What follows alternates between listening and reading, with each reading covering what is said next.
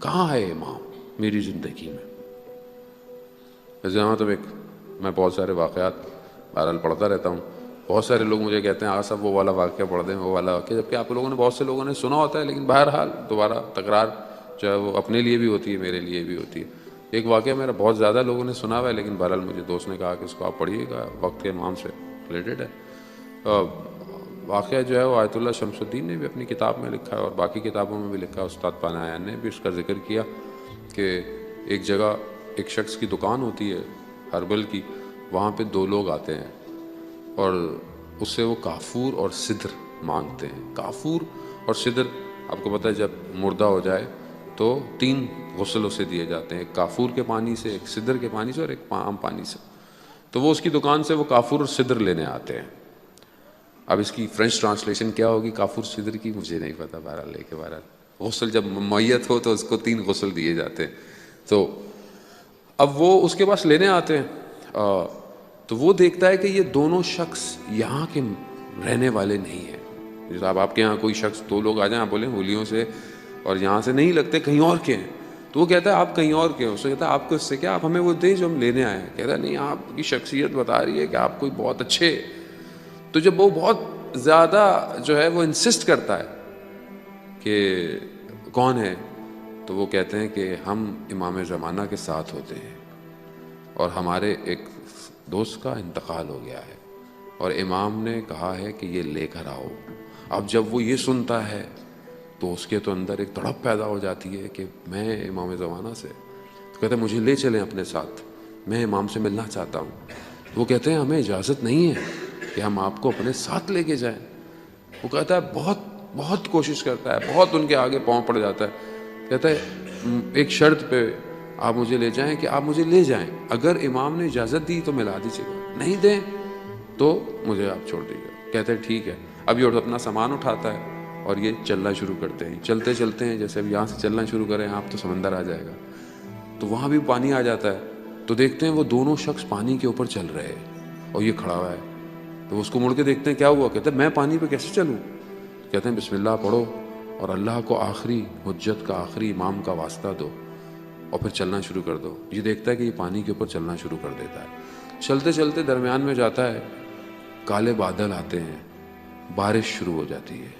جب بارش شروع ہوتی ہے اس کے کپڑے گیلے ہوتے ہیں، بھیگنا شروع ہو جاتے ہیں.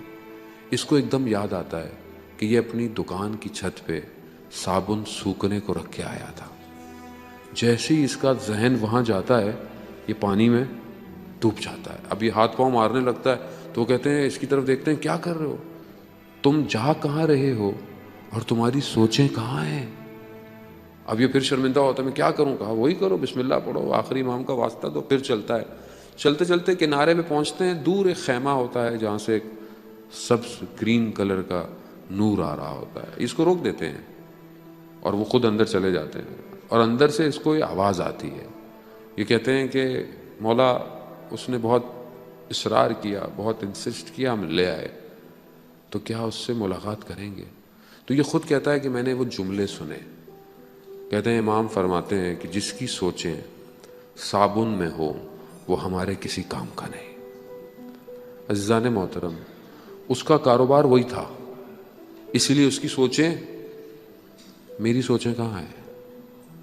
میری سوچیں میرے کاروبار میں، میرا کام شاید میری سوچیں میری مجلس اور درس میں ہر وقت یہ کیسے ہوگا، وہ درس کیسے ہوگا، فلانا کیسے ہوگا، درس کیسے دینا ہے، اچھے لوگ آ رہے ہیں نہیں آ رہے ہیں، یہ ہے وہ ہے. میرا صابن یہ ہے، آپ کا صابن آپ کا کام ہے. امام کہاں ہے. کیا ہم امام کے لیے واقعاً آمادہ ہیں؟